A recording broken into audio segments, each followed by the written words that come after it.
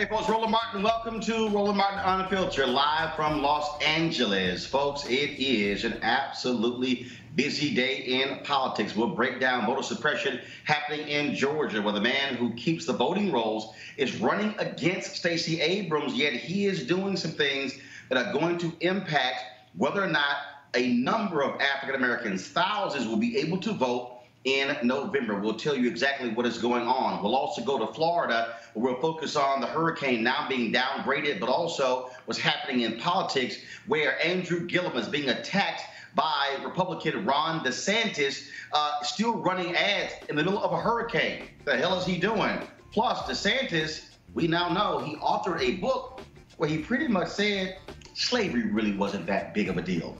Last night, Donald Trump lied his ass off again at a rally about black people loving him and how he's done so much for African Americans.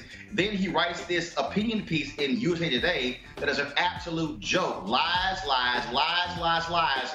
We'll break it down with Trump Lives Matter. Also, Attorney General Jefferson Beauregard Sessions, he's back at it again, telling Chicago cops, hey, let's get rid of that consent decree. We'll talk to activists in Chicago about that as well. Plus, if the Democrats catch that blue wave, some black members of Congress will be chairs of major committees. We'll tell you exactly what is going to take place when it comes to that. Folks, it's time to bring the funk. I'm Roland Martin Unfiltered. Let's go. He's got it. Whatever the biz, he's on it. Whatever it is, he's got the scoop, the fact, the find. And when it breaks, he's right on time and it's rolling. Best believe he's knowing. Putting it down from sports to news to politics. With entertainment just for kicks, he's rolling. It's on go, y'all. It's Roland Martin, yeah. Rolling with Roland now. He's funk, he's fresh, he's real, the best, you know he's Roland Martin now.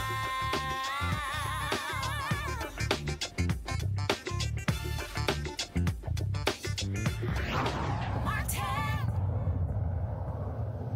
Folks, the blue wave comes in November. Democrats all across the country will be winning lots of races, potentially taking over the United States House, potentially the United States Senate, and cleaning up even when it comes to gubernatorial elections. One of the big reasons for that, African Americans, especially black women, turning out in huge numbers. People are registering left and right, but what's happening is Republicans are continuing massive voter suppression efforts in Georgia, where Stacey Abrams is running for governor on the Democratic side. She is facing against Brian Kemp, who is the Georgia Secretary of State, who wants to be the next governor. Yet as Secretary of State, he is the one who is over the elections there as well. Atlanta TV station WSB is reporting that requests from African American voters for absentee ballots in Georgia are coming in at a rate not seen since President Barack Obama was elected in 2008. But Kemp is trying to deny folks. What he's actually doing is he's holding them up and somehow challenging them. This is what the Associated Press reported about Kemp's exact match rules, meaning that just missing a middle initial can put your registration on hold. Quote, an analysis of the records obtained by the Associated Press reveals racial disparity in the process. Georgia's population is approximately 32% African American, according to the U.S. Census, but the list of voter registrations on hold with Kemp's office is nearly 70% black. Not only that, people are not being notified if there is a problem, so you have to check to see if you are registered. Folks, what in the hell is going on there in Georgia? These are some of the things that Republicans are doing all across the country. In fact, in Missouri, a federal judge slapped down the Secretary of State in Missouri who put out some misleading ads literally saying that voters in Missouri needed their voter ID to vote. That is not the case. In the Supreme Court, they've also upheld a voter ID bill in North Dakota that many say will actually hurt Native Americans. Why? Because in North Dakota, they require you to have a physical address and not use a P.O. box. Well, those Native Americans who live on reservations, they don't have those addresses. They're using P.O. boxes. So several thousand Native Americans may not be able to vote in November as a result of the Supreme Court holding up this particular issue. And so we're seeing this. Why does that matter? Because you've got a critical U.S. Senate race that's happening there as well. Folks, what we are seeing again are Republicans across the country continuing to try to shave off the number of votes, denying people the opportunity to vote. I want to go to my panel right now. Joseph Williams, senior editor for U.S. News and World Report. Barbara Arnwine, founder and president of the Transformative Justice League. Dr. Cleo Monago, a socio-political analyst and activist. Joseph, I want to go to you first. Again, we're seeing what Republicans have done since Obama was elected in 2008. We saw it in North Carolina, in Mississippi, in Texas, in Florida, in Alabama. Now we're seeing it in Georgia. We're seeing it in Missouri. We're seeing it in North Dakota. They want to deny people the opportunity to vote. Well, it's not a surprise, actually. You talk about how it went back to President Obama. It goes back even further than that. Carol Anderson, an academic at Emory University, wrote a book about it where she talks about how this voter suppression campaign stretches all the way back to the 1890s in Reconstruction. In Mississippi in particular is where the genesis of it has happened, and it has taken place constantly from then until now. You had poll taxes then, now you have voter ID laws. You had count the number of bowls on a bar of soap then, now you have to get a driver's license, a birth certificate, or a passport to even think about registering, and they're not going to tell you, they're not going to help you. So this is part of a continuum. It reached an apex under Obama with the Shelby County decision, and now these are just additional measures to try to push it even further because we all know every vote counts. And Barbara, because what we're seeing, to Joseph's point, because the Supreme Court made that particular ruling, when it came to Shelby v. Holder, those states are no longer required to do preclearance. So they can do anything they want when it comes to changing their voting procedures, and they don't have to worry about the Department of Justice weighing in.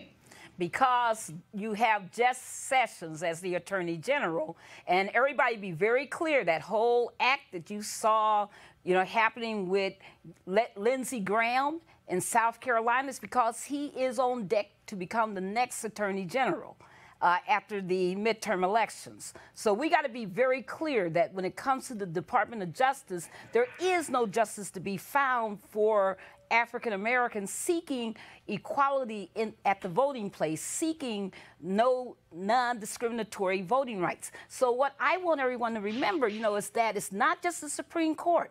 In 2011, I unveiled the map of shame that showed all the states, over 40 states at that point, that were entertaining some kind of form of voter suppression measure. It's because in 2010, 25 million people who voted in 2008 did not vote midterm. That's why people need to know that the midterm elections are critical, Roland.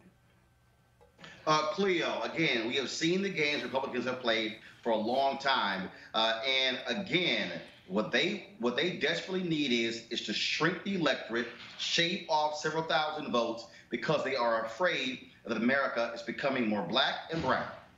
Well, what concerns me is that, as you just said, they were doing it a long time.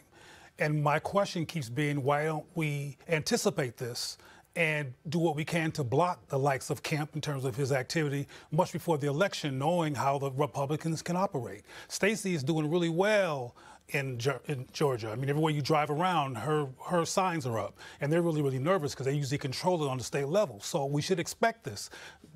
George Bush did this in Ohio, in the Midwest. This is not a surprise. What are we going to do going forward and immediately to prevent this, to anticipate knowing what they always do?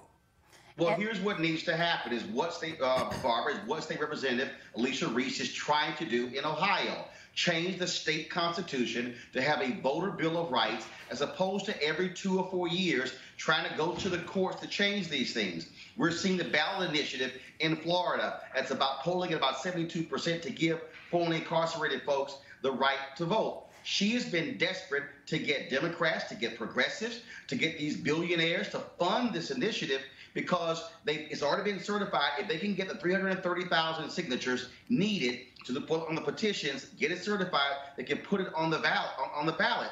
Unless we begin to say, fine, the Supreme Court not going to do their part. If you change the state constitutions, Barbara, and I know that's expensive, I know it's difficult, but if you change the state constitutions and you put in the state constitutions the affirmative right to vote, which does not exist in the U.S. Constitution, then we're not dealing with these same games being played by Republicans. And absolutely. And that fight is not only, in Ohio and other states, but Michigan. They have Promote the Vote, where they are pushing, for their state constitution and for their legislative requirements, greater access to the ballot box. These are, our efforts. When you were talking about and you mentioned the absentee voting flood that is happening in Georgia, that is activists on the ground. I've been working with them who are doing that work. They're having what they call pews to the polls. So they're at churches where people are filling out their absentee ballots and they're helping people to make sure they do them right and get them in the mail. So we know that our fight right now is against, all of this voter suppression, but it's for better, voting rights, including automatic voter registration. If you have AVR, as 13 states do, mostly white states, predominantly white states, but if you had automatic voter registration, 90% of your problems go away. So that's, one of the big things. Same-day voter registration is absolutely key. Online voter registration, right now, just think about it. Yesterday, 15 states closed out their voter registration.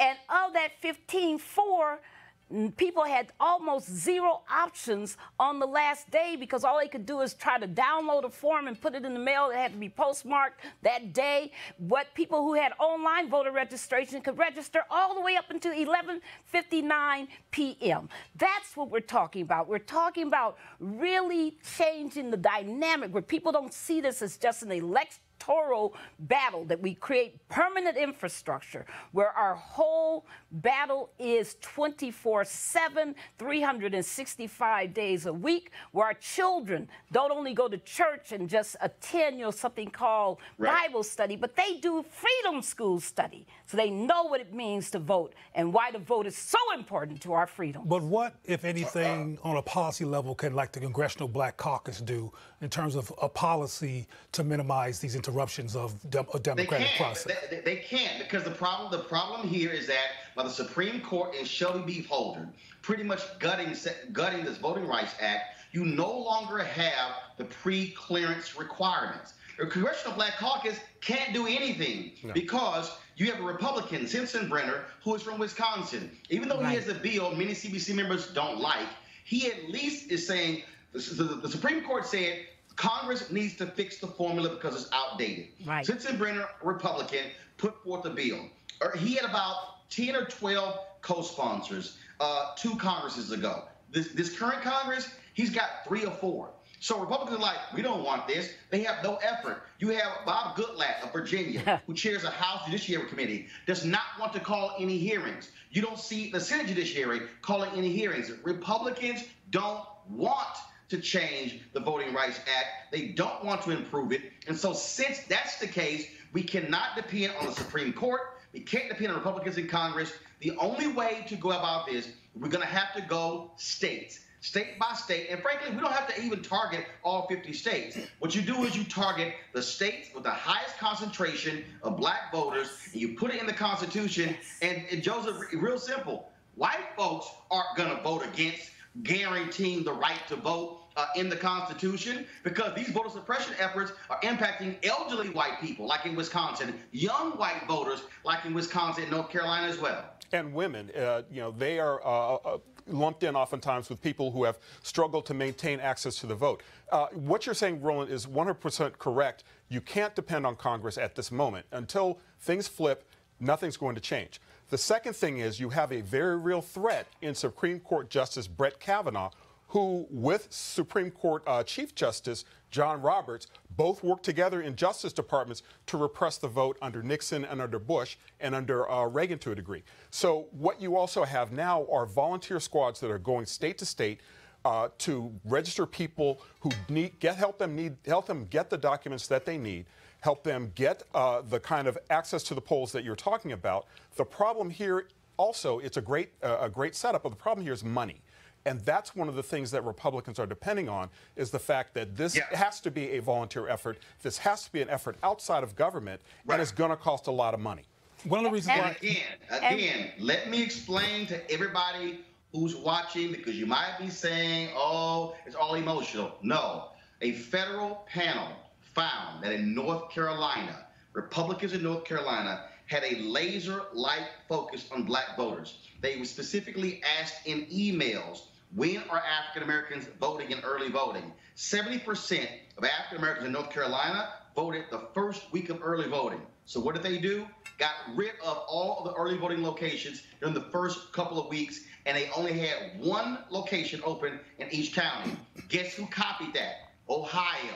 Other states saw it. So what Republicans are doing, Barbara, and I got about 45 seconds before I go to the next topic, what Republicans are doing is that they are finding, they're threading that needle. They're finding the legal ways to shave off 5,000, 10,000, 15, 20, 30, 40,000, and then all of a sudden you look up, we know from the studies, upwards of 200,000 people in Wisconsin were impacted by their voter ID. And in the last election, a federal judge called in Governor Scott Walker, even though the Obama Department of Justice okayed their voter ID and said, why are you dragging your feet issuing voter IDs? So even though they got the law approved by DOJ, they still were dragging their feet in delivering the IDs because they did not want those folks to vote. Barbara, final comment before I go to the next topic. Yes, and the most important thing for us to know is that you can only win, as Reverend Jesse Jackson says, if you fight. And the reality is that we have been overcoming and beating them at this game when we organize, when we fight, when we turn out, when our churches do what they need to do, when our civic groups need what they need to do, when everybody who's listening does and watching does what you need to do. This is our fight. This is our moment. This is our time. We got to seize the moment. All right, folks, let's move over to Florida, where there's a major hurricane that's already had landfall hitting the Florida Panhandle, the worst it has been hit since the 1800s. Winds gusting 110 miles an hour, and of course, tides about 13 feet than normal. You also have, of course, what is happening there, a political storm in Florida, where you have huge campaigns taking there. First, the right to restore the voting rights of those who were formerly incarcerated. A Senate race pitting Governor Rick Scott, against, of course, longtime Senator Bill Nelson. Then you have, of course, the race to replace Scott as governor. Ron DeSantis, former member of the U.S. Congress, as well as Tallahassee Mayor Andrew Gillum. Now, Gillum suspended campaigning to focus on the hurricane, but the Florida GOP thought it was still a good idea to run this ad. After the hurricane, we had no electricity for over a week. Utility companies lined up trucks to restore power. But as mayor, Andrew Gillum refused help from workers. The trucks just sat while people suffered. Incompetence or extreme politics? I don't know. But leaders are supposed to help people in tough times. And Andrew Gillum, he didn't help us. He failed us. First of all, Joseph, I want to go to you first. How despicable. Normally, when you have a major event like a hurricane, political campaigns actually suspend their commercials. For the Florida GOP to run that ad when a hurricane is on its way is shameful. They have been getting criticized, folks all over Florida, saying, how dare you even do such a thing. I even saw a tweet from Elise Jordan, who is a Republican contributor to MSNBC, who also criticized that. These are the games that Florida Republicans are playing. You're attacking a guy about a hurricane when a hurricane is hitting the state as we speak. That's not leadership. No, it's not leadership, but it also is indicative of what we've become or what we've reached in terms of the Republican Party. Again, part of a continuum. Stuff that used to be despicable and abnormal isn't anymore. Stuff that used to be behind the scenes is now out in the open. So it doesn't surprise me that they would run this ad. It also doesn't surprise me that people would criticize them. But what also, the third thing that doesn't surprise me is the fact that they probably really don't care. At this point, it's about holding on to power. At this point, any means necessary, anything we have to do to hold on to the power. And that, again, stretches back to the whole voting rights issue that we were talking about, excuse me, about the fact that you're willing to cheat to win because you know the numbers are not on your side, the trends aren't on your side, and history is not going to be on your side. So the ad itself is not mind-boggling to me. What is mind-boggling is the fact that we're even talking about them having done such a thing. All right, the Super Black, I know you're going to appreciate this here. Ron DeSantis, of course, began his campaign using the phrase monkeying around with referring to his black opponent, Mayor Andrew Gillum. But now Gillum has something else. It turns out that Ron DeSantis, in 2011, wrote a book called Dreams from Our Founding Fathers, where he attacked President Barack Obama. And this is what DeSantis wrote about slavery. Quote, some of the notorious compromises that demonstrated a toleration of slavery, such as the federal ratio, which allowed the slave-holding states to count 5 slaves as the equivalent of 3 free citizens, were even thought to be necessary to ensure ratification. And check this out. Counting slaves as less than a full person for purposes of representation benefited anti-slavery states. Now, Cleo, Ron was also saying that, well, you know, even though they ratified slavery, they also put the provisions in the Constitution, which allowed us 75 years later to fight against that and actually have the Emancipation Proclamation. And so, ooh, thank you, Boss DeSantis. We sure appreciate all the good work y'all did to allow us to be able to fight for our freedom some 75 years later. Thank you, boss.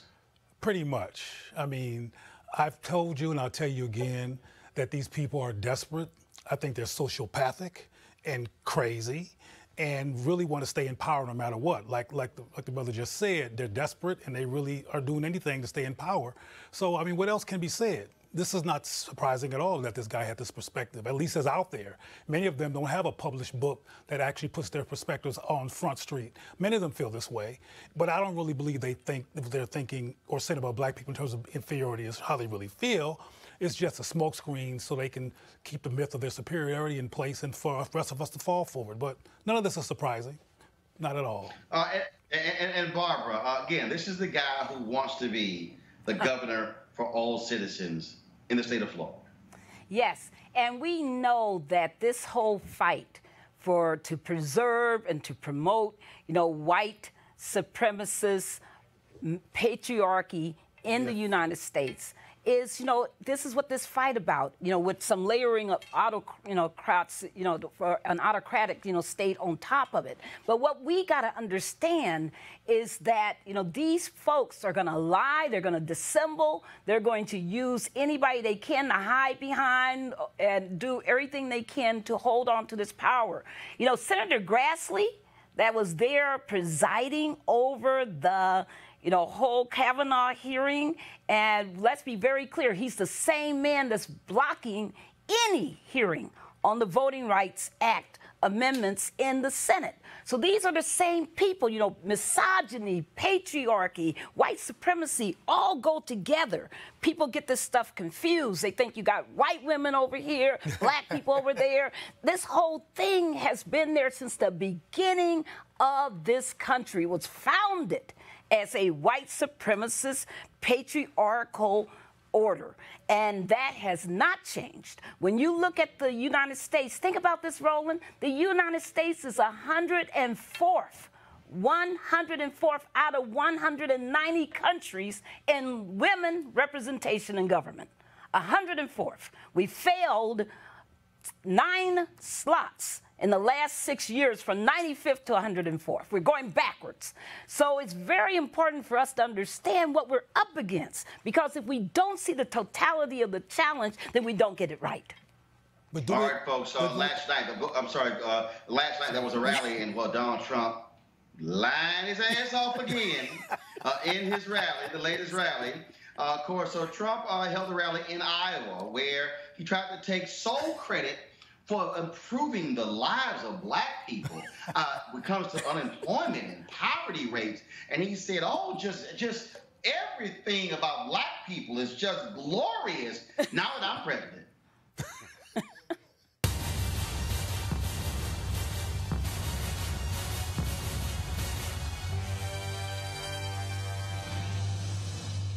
African-American unemployment has reached its lowest rate ever recorded in the history of our country.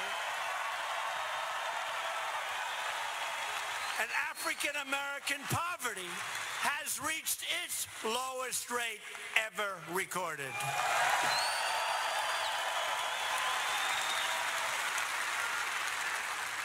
And Kanye West, who gets it, and Big Jim Brown, how do you think he'd do in the NFL today? Bum, the greatest. But they're coming over to the White House very shortly. We're going to have a little lunch and talk about it, but they get it. How do you win when you hear those numbers? Because the Democrats for 100 years have been promising African Americans, Hispanic Americans, Asians. They've been promising everything. Nothing happens. Here we are, less than 2 years, the best employment numbers, the best numbers they've ever had in virtually every category, every category.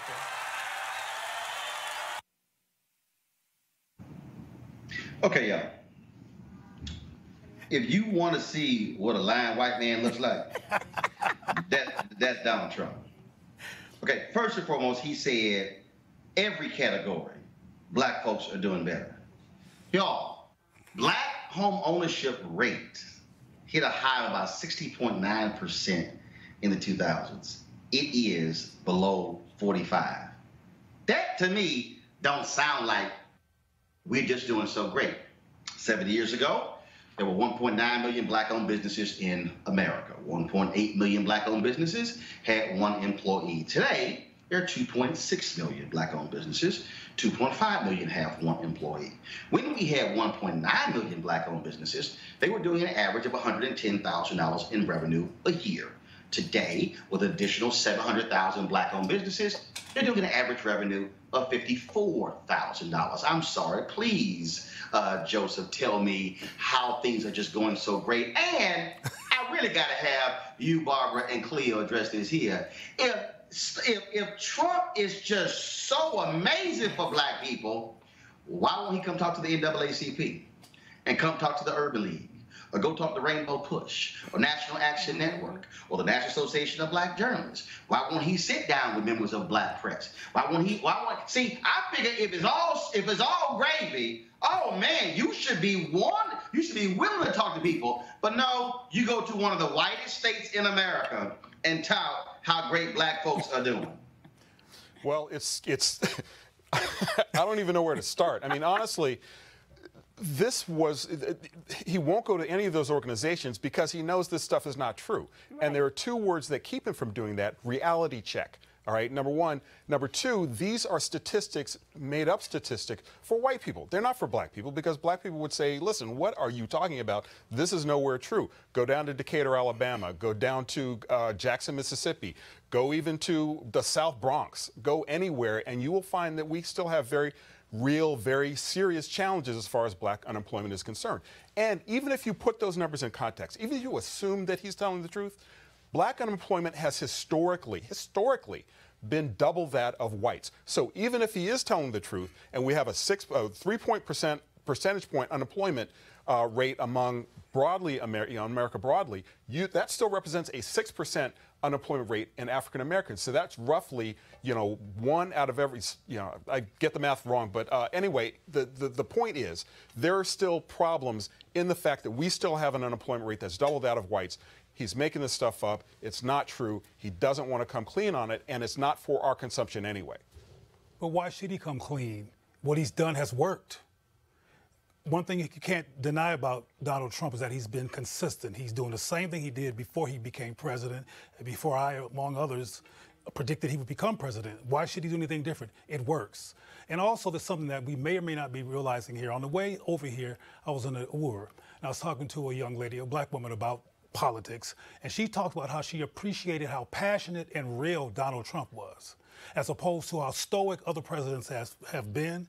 She appreciates his emotionality, his realness, and not that I think that's sane or something that people should actually follow. The bottom line is that the optics, the passion, the quote-unquote realness that he says, because people don't do any research And when when he was running for president, CNN and other places would line up some of his lies. The man became president of the United States anyway. So it works. But Leo, you nailed it. And I've heard the people say, I know he lying, but he speaks his mind. But that, Roland, that's It's like, have y'all lost y'all damn mind? It's like, I know he full of it and he just making stuff up, but he gonna tell you what's on his mind. Like I keep saying, dude, I'm in Los Angeles right now. I can walk out this building and I can run into a babbling idiot on the street who gonna be hollering, yelling, cussing, anybody walk by. He's speaking his mind. I want his ass to be the president.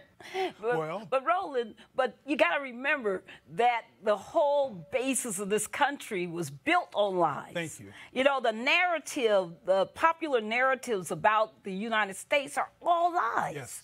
You know, they don't talk about the, genocide and the slaying and the massacres and the brutality and, the fact that police only exist in this country and patrol because of slavery. I mean, there's so much they don't want to talk about. So what he does is he makes their souls feel good because he gives them lies that makes people comfortable about being racist so that people can go up to, Latinos and holler at them if they're speaking Spanish, who can call the police on a black man because he's babysitting 2 white kids and he's driving them in a car. I mean, these are the kinds of things that he gives credence to. He makes it palatable. He makes it acceptable. And that's where the danger is, because he's speaking in all this coded language. He's playing on all this racial memory. He's coming up with ways of making white people not understand and not feel like they got to fight against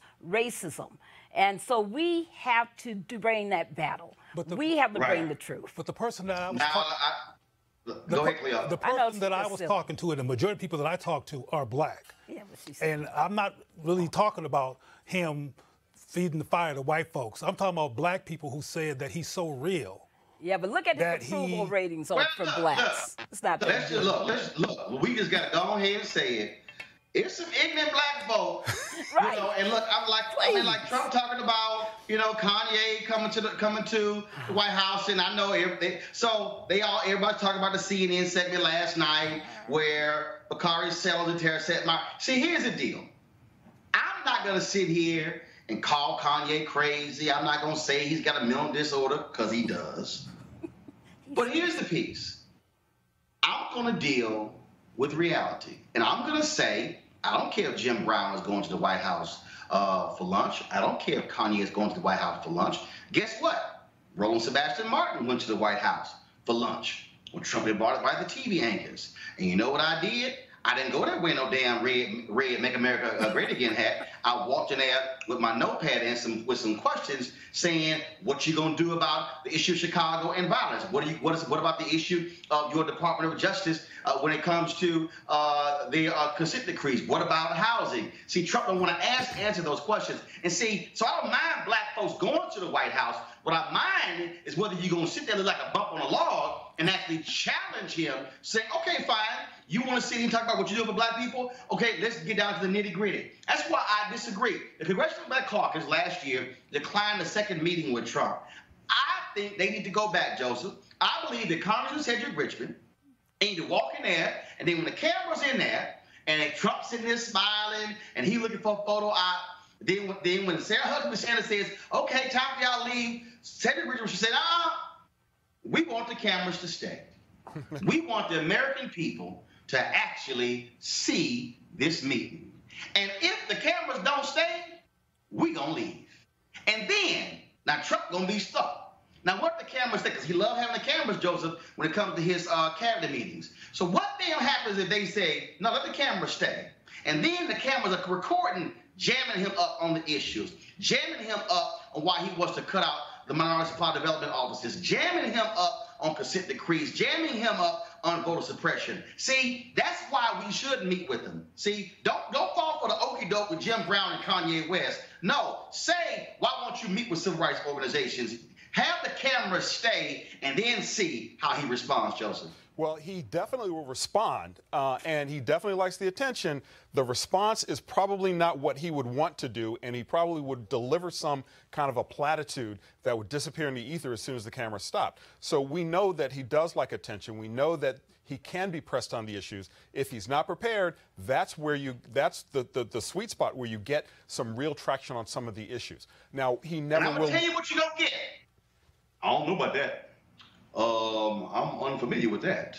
And then they'll be looking around like, oh, that wasn't on the agenda. No, see. But he doesn't like to look bad. So if that doesn't. My point is, if you're the Black Caucus, don't send a letter saying we're not going to meet. Say, no. We welcome a meeting. Well, we would love but to Roland, meet. part of the problem is that people got to remember what we're talking about, this leadership, the lack of thereof. That this man, you can meet with him all you want to. He can make all the promises he wants to. He can have all his cabinet there and make the promises. And then you walk away and he flips his mind the next day. You know, we got to talk about the fact that this is not a true leader. Barbara, we know that. But the point I'm making is this here. If the cameras are there, this is not a rally. This is not a news conference. This is not him sitting at his desk. This is him having to answer the questions right there, and they say, no. I need you to answer the question. I need to know, Mr. President, since you say black-owned businesses, since you say it's all about black folks and doing great, does your budget call for the elimination of the only federal agency that is there to help minorities launch businesses? Yes or no? Cameras on. To deal with truth. See, that's why Candace Owens and Charlie Kirk are Talking Points USA. Candace running around here, she challenging Bakari Sellers to debate, and Don Lemon, she challenging over here to Alexandria Ocasio-Cortez. They challenging the boy who plays Superman or Captain Kirk or one of them doggone characters. They challenging everybody. But for 3 months, I've been waiting to get in that ass. Roland. For 3 months. Roland, we keep telling them. He won't listen to us. We keep telling them they're not going to debate you. Roland, Hold on. I'm going to get October 3rd. I sent Charlie Kirk a direct message, a DM on Twitter. He ain't said nothing in 8 days. Because, see, they don't want that heat. And, see, my deal is the way you deal with Trump and the way you deal with the Trumpettes in the Trumpites is you challenge them and say, y'all want some of this? Come on. But, see, they want us not to show up. That's what they want. I don't think they're going to show up if you challenge them like that, Roland. They know they're going to get fronted. No, I got one better, Cleo. Candace Owens and Talking Point USA are having a conference for young black conservatives October 25th through October 28th. Guess what? I'm showing up. Okay. I'm going to walk in there in all black. In all black?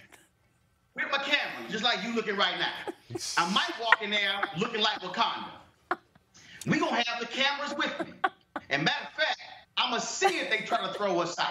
Since y'all, we going to say, we a black show. We covering black people. We would love to cover your conference. See, I'm going to take the fight to them. And let's see if they run out the room. Well, how many times since Trump has been president has he been effectively challenged? Because he knows how to dodge. Nobody has effectively challenged. He reads and dodges. So how? They scared too. Well, that's the Congressional Black Caucus and these people that you're mentioning who should do what they should do, they're not doing it. I think a real important question is to unpack why they're not doing it. What's up with folks? Why are people traumatized or disoriented or fearful? What is going on? Particularly when they're in policy-making positions. Well, remember that they met with him and they left that policy manual. He asked for the policy manual. They gave it to him. He never responded. I mean, come on. You know, they realized that they were wasting their time. And they did not. That's what I'm talking about. You can't leave the manual. You leave the manual and say, oh, no, we'll come back for a meeting. We'll come back. Cameras, I want y'all to stay. That's all I'm saying. So again, here's my deal. If Donald Trump wants to respond back with the facts, I'm like, let's go. But while you got your sheet, I'm going to have my sheet. And I'm going to sit here and nail you and it's going to be on camera, and then you can't keep sitting here lying. And I'm telling you, that's why Candace Owens don't want to debate. Charlie Kirk don't want to debate. That's why I straight up whooped that ass of Larry Elder in 2016 in Los Angeles, because he want to lie too. That's why I'm telling you, because the deal is what they're used to these soft brothers and soft sisters who not gonna come at them and gonna come at them hard with the facts. Well, maybe you should be strategic. Maybe you should pretend to be soft and do a week do a week of soft performance so they can be open to you, and then do a Trojan horse thing and drop the black bomb when you get up in there. I can't. You can't do soft. That's not working. That's just. You can't do soft. I can't do soft. Well, I'm trying to give you strategies in which to actually engage these folks like you want to. You come and say, "I'm gonna get you. I'm gonna give you." You know, they gonna laugh. They're not gonna let you in. Cleo, I'm just letting you know right now that ain't gonna happen. I'm just letting you know right now that is not gonna happen. Okay, so I'm just gonna let you know. All right, y'all. I'm gonna go to a break right now. We come back. We're gonna talk about this potential blue wave that's on its way. This tsunami. Will it wash out Republicans? Will it wash in Democrats with a conscience? We'll break it down next. What you want? Baby, I got it. What you need? You know I got it. All I'm asking is for a little respect. Just a little bit. Just a little bit. I ain't gonna do you wrong. While you're gone. I ain't gonna do you wrong, 'cause I don't wanna. All I'm asking is for a little respect. Just a little bit.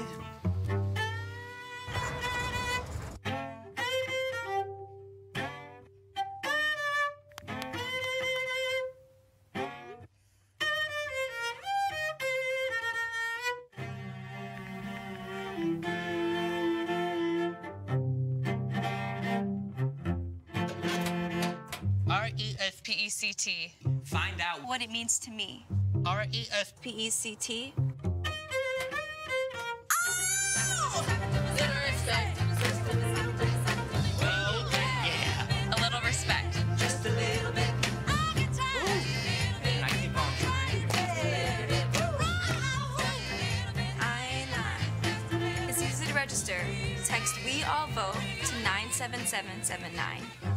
A little respect.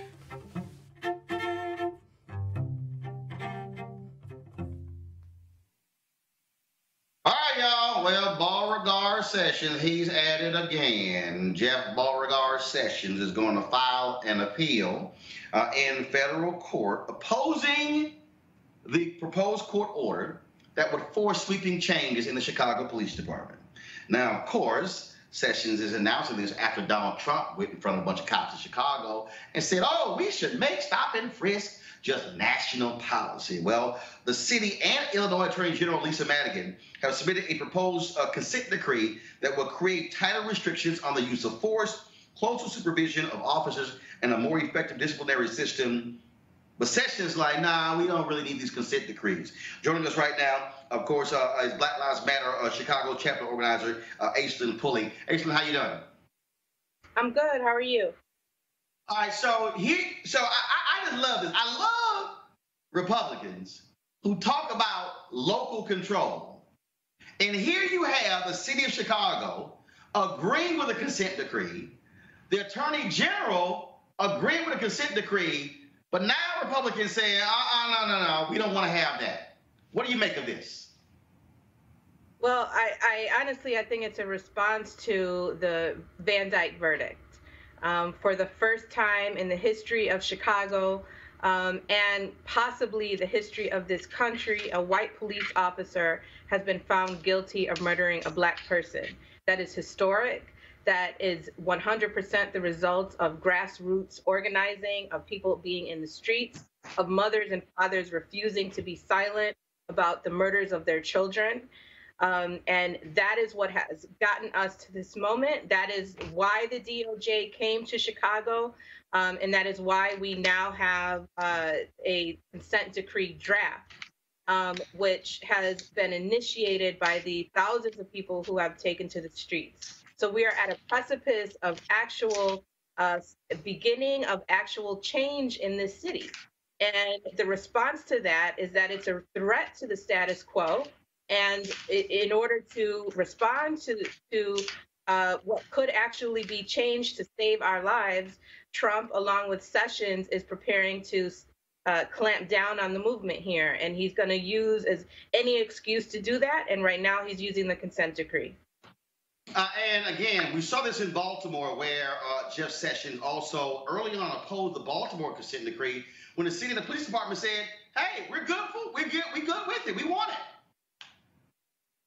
Yeah, and right now the consent decree draft that the city and the Attorney General's office does not contain the sweeping proposals that is in our draft. So BLM Chicago, along with survivors of police violence, family members, and other community groups have drafted the People's Consent Decree, which includes tons of provisions which would protect families, which would remove CPD out of schools, which would create a behavioral health unit and create a diversion program so that people aren't thrust into the carceral system on quality of life offenses, which basically are crimes dealing with poverty. And only about 1% of what we put in our draft of the consent decree is in the city's version. So what they're actually protesting is a modicum of reform. The consent decree right now, as it stands as the city's version, is not in any way radical, but it shows how far to the right Trump and Sessions are, that even the most modicum of reforms is seen as an absolute threat to them. Yes, they want to protect cops, and they refuse. They absolutely refuse to call it out. And I can tell you that sitting at that table, I challenged Trump on that in terms of calling these cops out. Yeah, 100%. And what they're really preparing to do is to fight back to reestablish full police impunity. Right now in the city of Chicago, we are challenging that. We are trying to overturn the fact that CPD has run rampant since the 50s. CPD has been torturing and occupying our communities. John Burge just died a week and a half ago. He was the former police commander that tortured over 120 black men from 1970 to 1990 and was never held accountable for that. He just died a week and a half ago.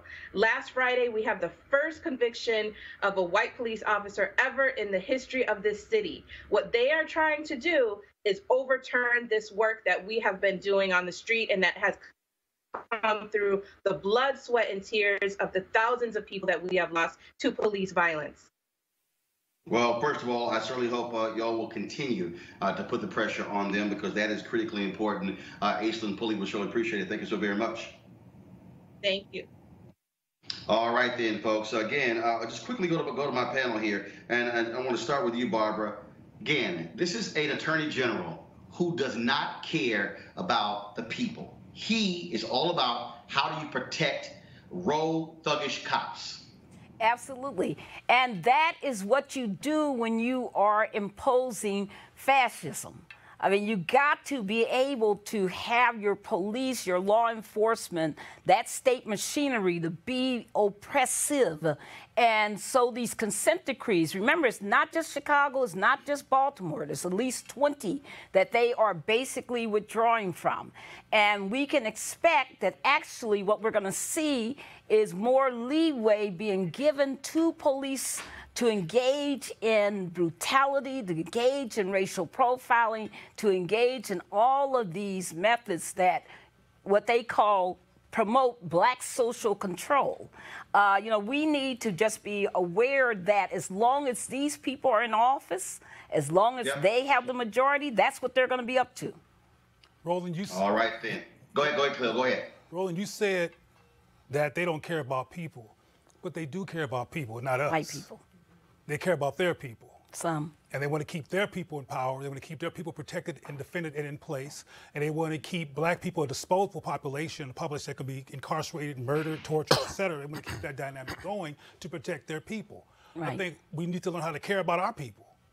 They care about theirs. We should learn to care about ours and defend ours. Well, And that's one of the reasons why we do all we can to make it clear to people why they must vote, why they must be engaged, and why they must be active. And speaking of that, I want to bring in our next guest, because I earlier talked about this idea of what is happening politically in Florida, in Georgia, what potentially could happen when it comes to the U.S. House and the U.S. Senate. And that is what would happen if African Americans again, turn out in massive numbers, but also Latinos. You're seeing white women running away from the Republican Party. You're seeing on the generic ballot, 14 points now, people will vote for a Democrat over a Republican. Joining us right now is Elliot Williams. He's a principal at the Raven Group, a public policy and communications firm there in Washington, D.C. Elliot, welcome to Roland Martin Unfiltered. We are looking at a situation where, again, understanding power, if Democrats take control of the United States House, and when you look at the numbers right now, Republicans are running scared. Before we get to the committees, I want to talk about this here. I know for a fact, because I've been talking to them, African Americans are going to make a play to become Speaker of the House. We can say right now that 3 different names that are out there. Congressman Jim Clyburn of South Carolina, Karen Bass, California. You heard Barbara Lee's name of California as well. Nancy Pelosi is going to have to deal with the fact, Elliot, that after this election, if things go the way they go now, the Congressional Black Caucus they already have the largest caucus on the Democratic side, but they may very well have anywhere from 52 to 56 black members of Congress. Right. That's a potent group of people.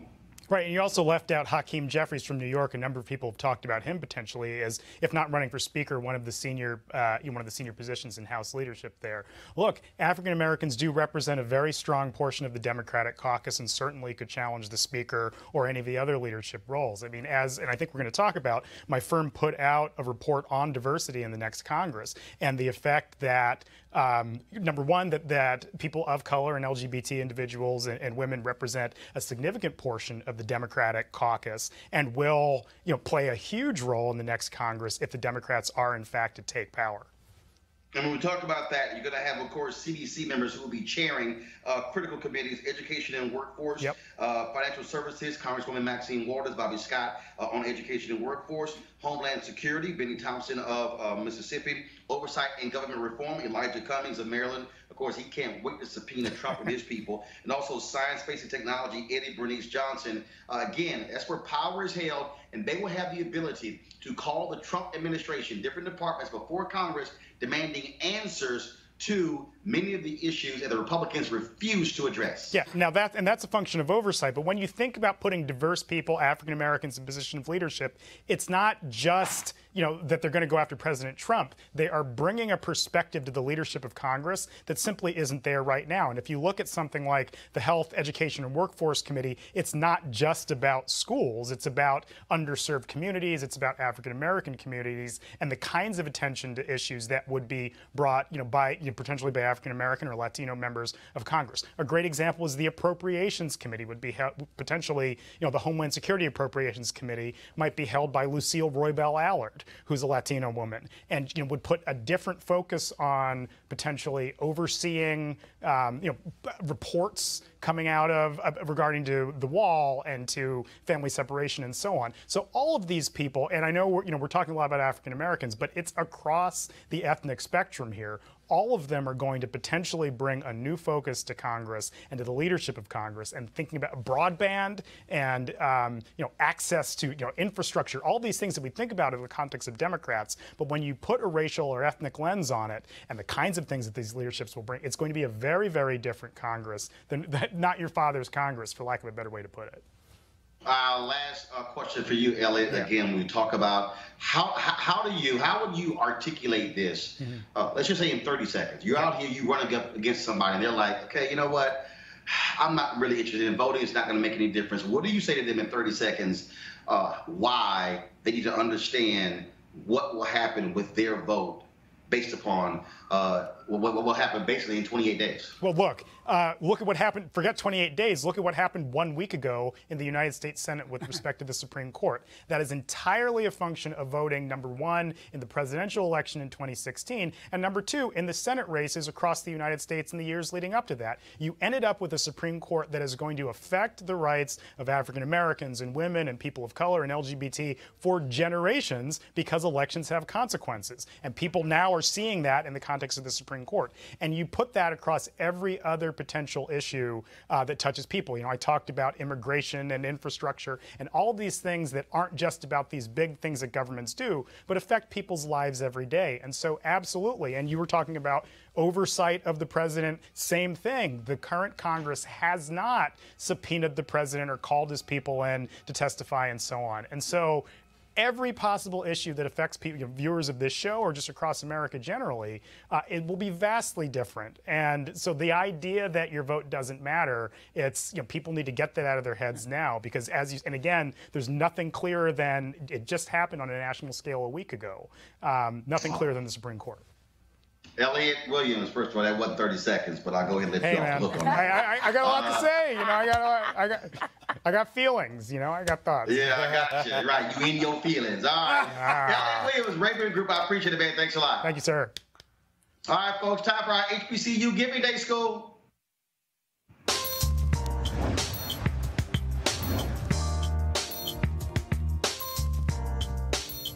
Shout out to Savannah State University, folks, founded in 1890, the oldest public historically black university in the state of Georgia. Of course, notable graduates include Shannon Sharp of Fox Sports. All right, folks, that is it. Roland Martin Unfiltered. Big shout out to Cleo Super Black Monago, Barbara Arnwine, as well as Joseph Williams. Thank you for joining us on our panel. All the rest of our guests, thank you so very much.